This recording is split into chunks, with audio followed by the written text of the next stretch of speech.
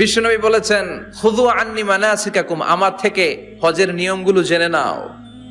রুকনুল হাজারিল আসওয়াদ, কাবা ঘরের 4টা কর্নারের একটা কর্নারে একটা ব্ল্যাক স্টোন আছে। ব্ল্যাক স্টোন, আল হাজার আল আসওয়াদ, কালো পাথর। এটাতে কিস করা সুন্নাত, চুমু দেয়া সুন্নাত। এটা জান্নাতের পাথর।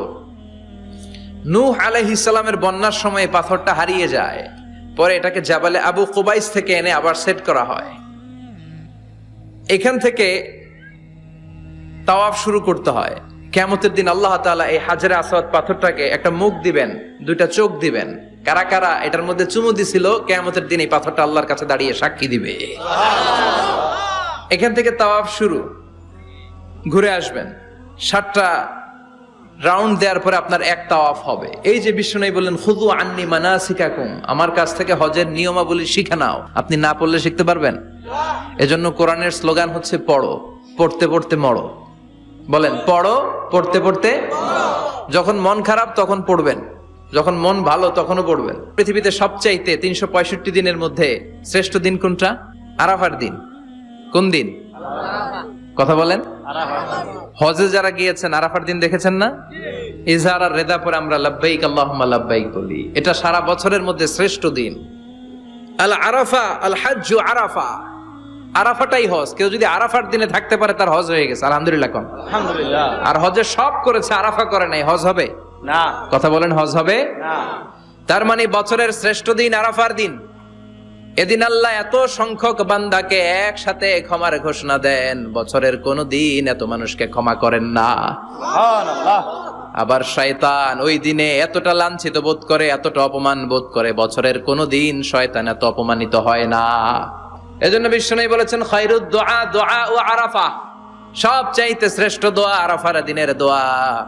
বিশ্বনবী বলেন, আরাফার দিনে একটা দোয়া আমি করি, আমার আগে সব নবীরা এই দোয়াটা করতেন। দোয়াটা হলো, লা ইলাহা ইল্লাল্লাহ ওয়াহদাহু লা শারীকা লাহ, লাহুল মুলকু ওয়া লাহুল হামদু ওয়া হুয়া আলা কুল্লি শাইইন কাদির। সুবহানাল্লাহ পড়েন। সুবহানাল্লাহ। মুখস্থ আছে না দোয়াটা?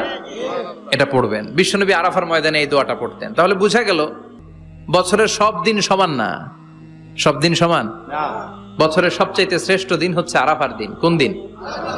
হজের জন্য আরাফাতের ময়দানে আমরা চলে যাই। আল্লাহ বলেন, হজের ঘোষণা পরে দাও, আগে ঘোষণা দাও, শিরক করো নাকি? আমরা তখন ঘোষণা দেই, লাব্বাইক আল্লাহুম্মা লাব্বাইক। পারেন না?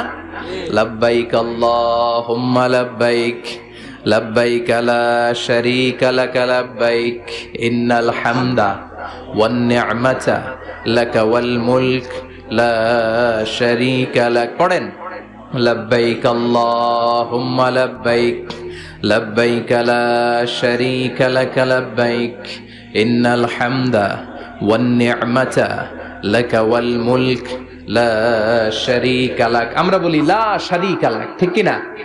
আমরা যখন হজের জন্য দাঁড়াই, আল্লাহ বলে হজ পরে করো, আগে বলো শিরক করো নাকি? শিরকের সাথে সম্পর্ক আছে নাকি? আমরা বলি লা শারীকা লাক, আপনার সাথে কোনো ধরনের শরীক আমরা করি না।